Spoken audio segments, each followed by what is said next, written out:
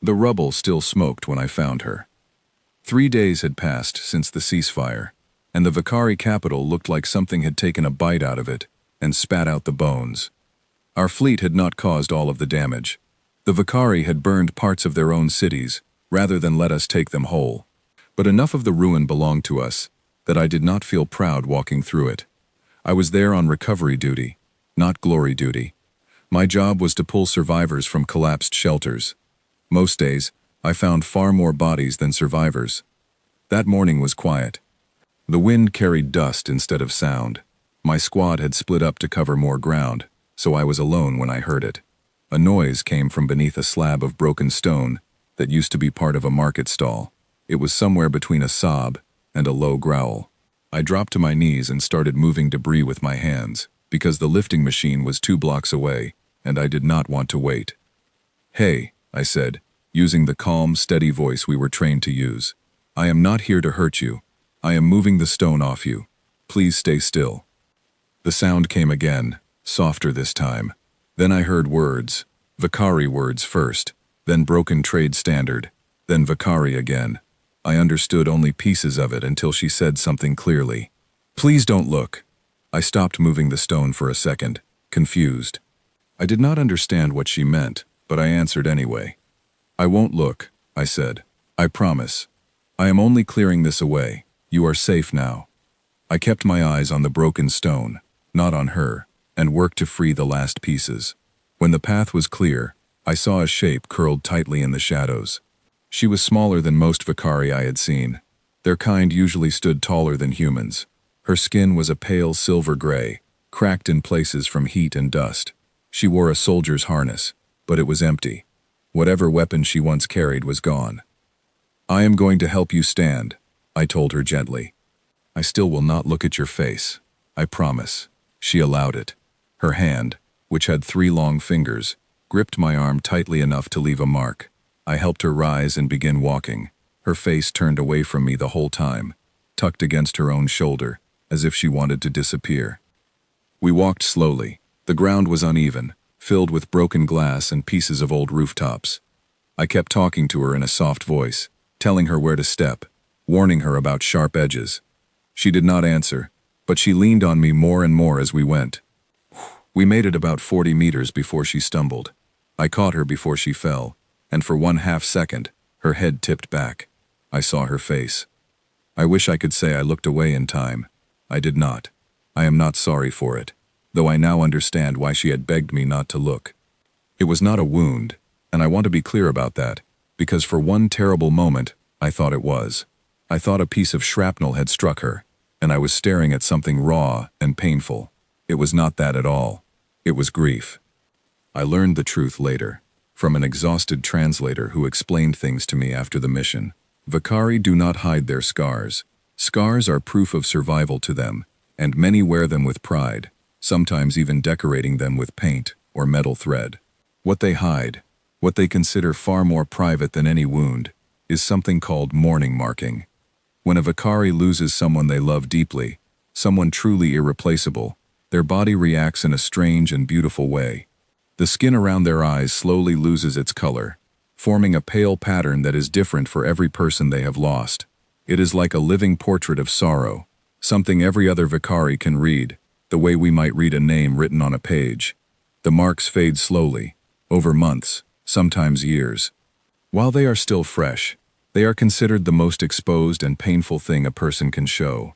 To a Vakari, showing fresh mourning marks to a stranger is worse than any physical shame.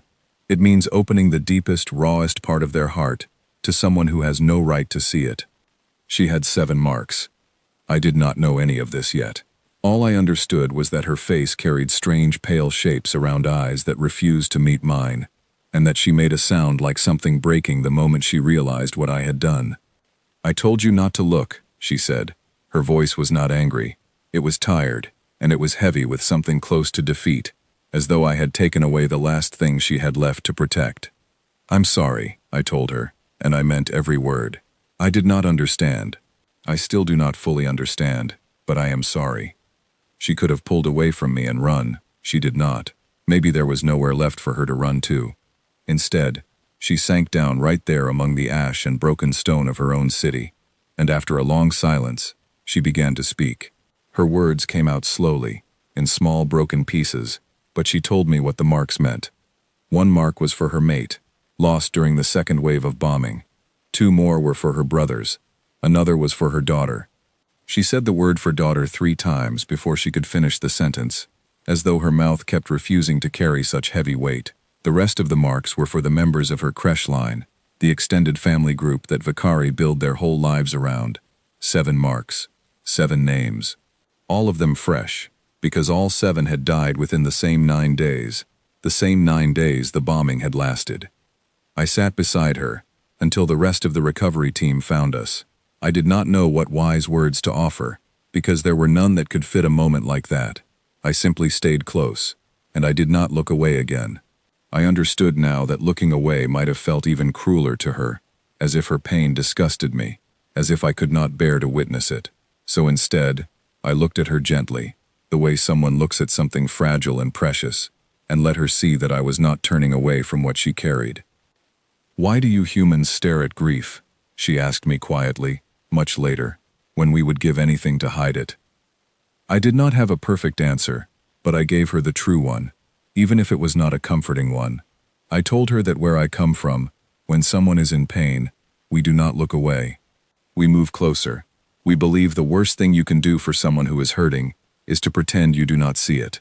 I told her I was sorry that our customs were so different, and even sorrier for the reason she was wearing that grief at all. She did not forgive humanity that day, and I never expected her to. But she allowed me to help her the rest of the way to the medical tents, her face uncovered, and she did not turn from me again. That was supposed to be the end of my part in her story. Recovery teams moved fast during those weeks, pulling survivors from one place and moving on to search another. I thought I would never see her again, but 3 days later, my captain called me into the command tent and told me that the translator team needed extra hands at the medical camp, since so few soldiers understood any Vakari customs at all.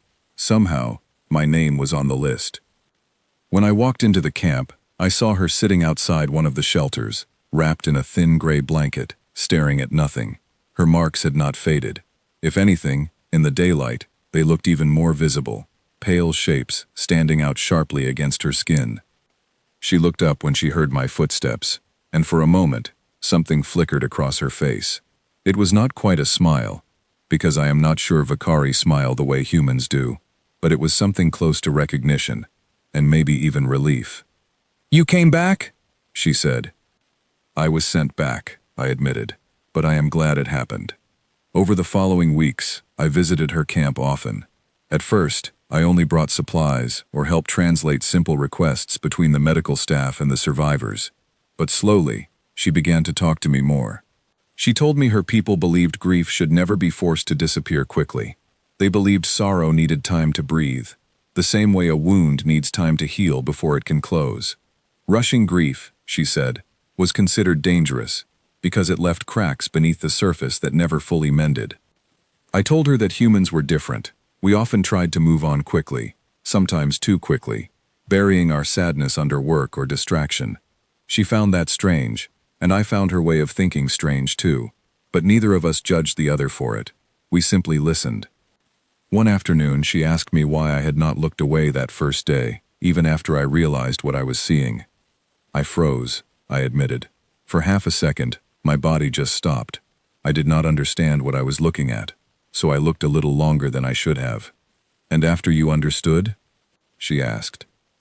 "After I understood," I said slowly, "I think I chose to keep looking, not because I wanted to see something private, but because I did not want you to think your pain was something I could not handle. I did not want to make you feel like your grief was too much for me to witness." She was quiet for a long time after that. Then she said something I have never forgotten. "Among my people, when someone chooses to stay and look at your mourning marks without flinching, it means they accept the weight of your loss as real. It means they will remember it, even after the marks fade. It is not something we allow strangers to do. It is something we save only for those we trust completely." I did not know what to say to that, so I said nothing. I simply nodded, and she seemed to understand that silence, in that moment, was its own kind of answer. As the weeks passed, more survivors from her creche line's neighboring group were found and brought to the same camp.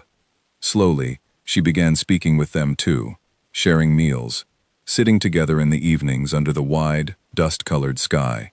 I noticed that she started sitting a little straighter. She began meeting the eyes of others instead of turning her face away. It was a small change, but it was clearly happening.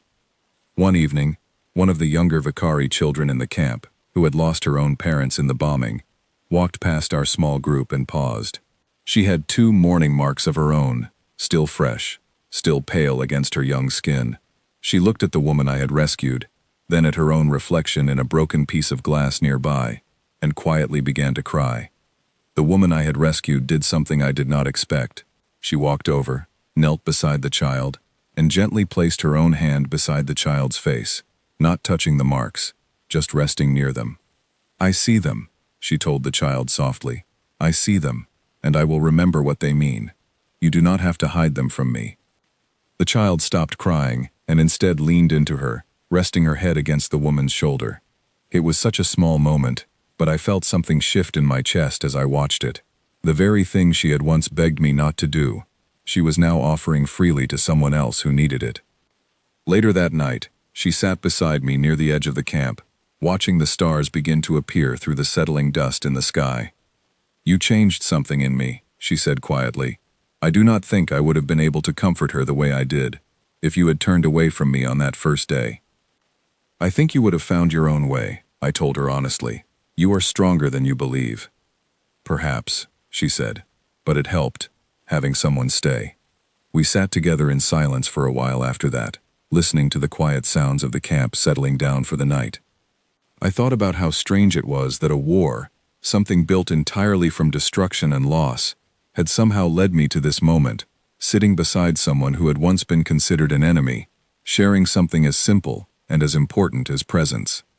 I think about that season often now, even though the war ended more than a year ago, and the peace treaties have long been signed. I think about how a whole species can build such a deep and careful culture around protecting their grief, and how painful it must be to have a stranger, an enemy even, witness the rawest part of their heart by accident, during the worst 9 days of their entire life. I think about 7 pale shapes on gray skin, and I know I will never fully understand what each one cost her, but I also think about the way she knelt beside that child, offering the very comfort she once could not accept for herself. I think about how healing sometimes moves in a circle, passing from one person to another, long after the original wound has stopped bleeding. She told me her name eventually, much later than I expected. I will not write it here. Some things, I believe, are still hers to share, or to keep hidden, depending on who she trusts and when. But I still remember the sound she made the moment I first looked, and I remember that I never once regretted staying, because someone needed to see what that war truly cost her. Someone needed to carry that memory too, so she would not have to carry it entirely alone. I am glad it was me. Sometimes, when I think back on everything that happened during those long, dust-filled weeks, I remember that healing rarely looks like a single dramatic moment. It looks like small, quiet choices, made again and again. It looks like choosing to stay instead of turning away. It looks like sitting beside someone in silence, simply so they do not have to sit alone. I do not know everything about the Vakari, and I likely never will, but I learned one thing from her that I carry with me still.